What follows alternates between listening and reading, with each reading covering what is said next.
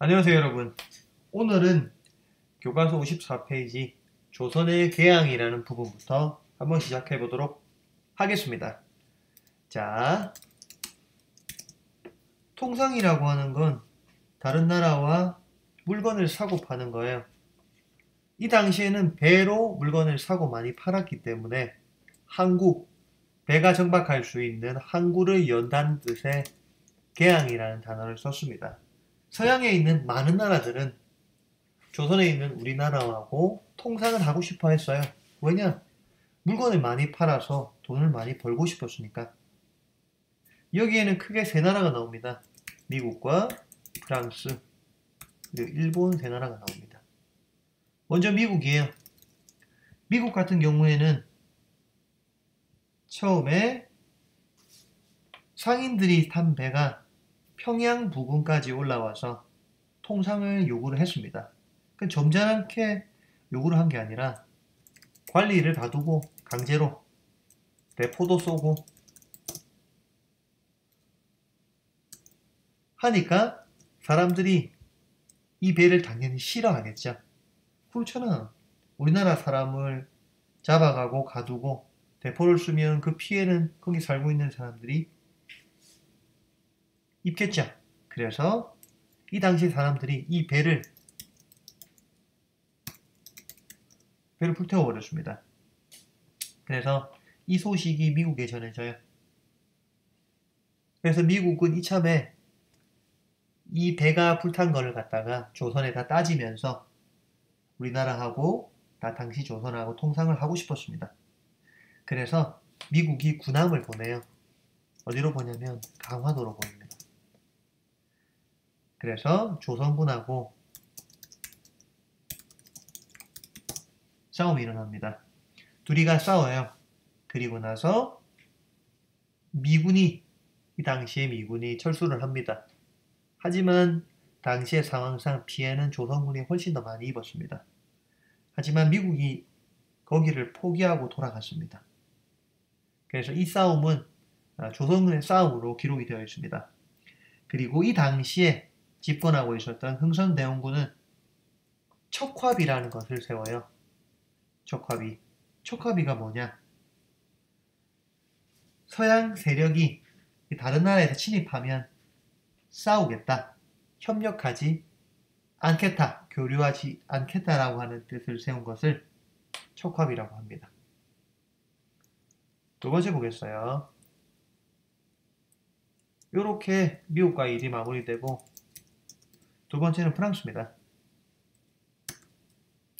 프랑스 같은 경우에는 흥선대원군이 천주교를 탄압을 했어요. 어떻게 탄압했느냐? 못살게 굴기도 하고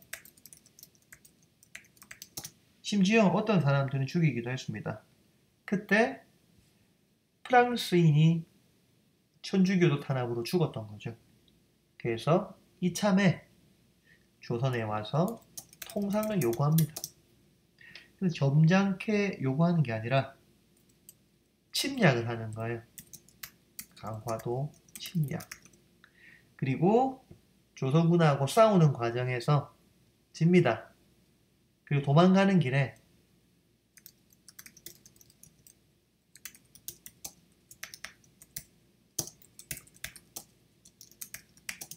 우리나라의 각종 귀중한 물건들을 빼앗아가고 자기 나라로 갖고 가는 거지.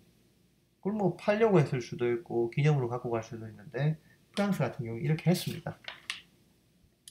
마지막으로 일본입니다.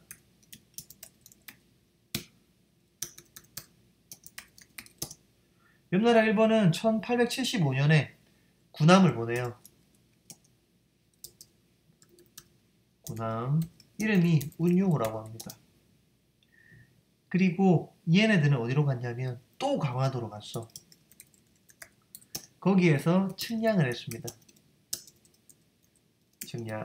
측량이란 건 해안에 있는 지형들을 파악하기 위해서 지도 같은 걸 그린다는 뜻이에요.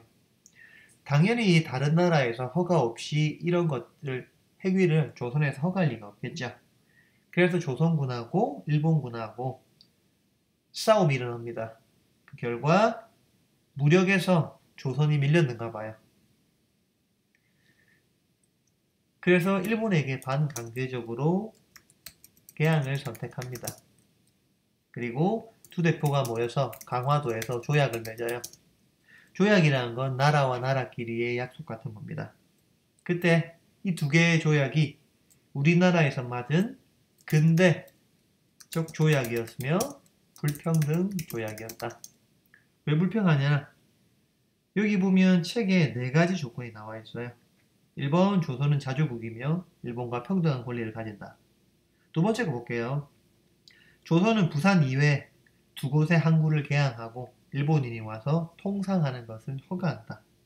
그 얘기는 의지랑 관계없이 항구 두 군데를 더 열고 일본인들이 와서 통상 물건을 파는 걸 허락해 준다는 얘기입니다.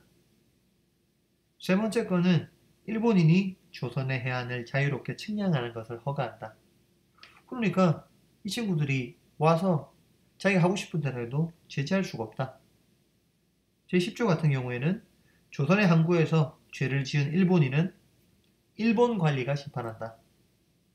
우리나라 조선에서 죄를 지어도 일본인은 조선 관리에 의해서 처벌받지 않는다. 라는 불평등 조장을 한 겁니다. 다음은 이 당시에 집권했던 흥선대원군에 대해서 알아보겠어요. 흥선대원군은 고종의 아버지입니다. 고종이 굉장히 어린 나이에 즉위를 했기 때문에 흥선대원군이 같이 정치를 해요. 대신해서. 여기에서 흥선대원군은 첫 번째로 개혁 정치라는 걸 합니다. 기존에 잘못된 것을 좀 바꾸고 싶었던 거죠. 첫 번째로 양반에게 군포를 징수합니다. 군포라는 건 군대에 가지 않는 대가로 삼배나 무명, 즉 옷감을 세금으로 내는 거예요. 양반은 안 냈단 말이지.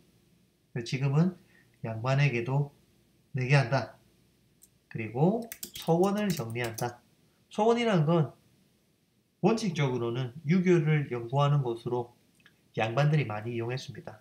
근데 이 서원이 각종 특권을 갖고 있어서 백성들을 괴롭히는 거나 힘들게 하는 앞장을 쓴 거지. 그 서원의 숫자를 줄였습니다. 그래서 궁극적으로 흥선대원군은 백성의 생활 안정을 꾀했던 것 같아요. 근데 반대로 흥선대원의 정책 중에서 사람들에게 지탄을 많이 받았던 거, 경복궁 제거, 임진왜란때 타버린 경복궁을 만드는데 사람들의 인력과 돈을 굉장히 많이 썼다. 그 다음에 천주교도 탄압. 천주교도 탄압하면서 프랑스에게 싸움을 줄 수 있는 빌미를 주고 여러가지 물건을 뺏기기도 하였다. 까지입니다. 첫 번째 시간에 내용이 굉장히 많았어요. 혹시나 쌤이 부족한 내용이 있다면 수업 시간에 다시 설명하고, 그리고 여러분들도 이해가 안 되는 내용들은 적어놨다가 쌤께 질문했으면 좋겠어요. 오늘 수업은 여기까지.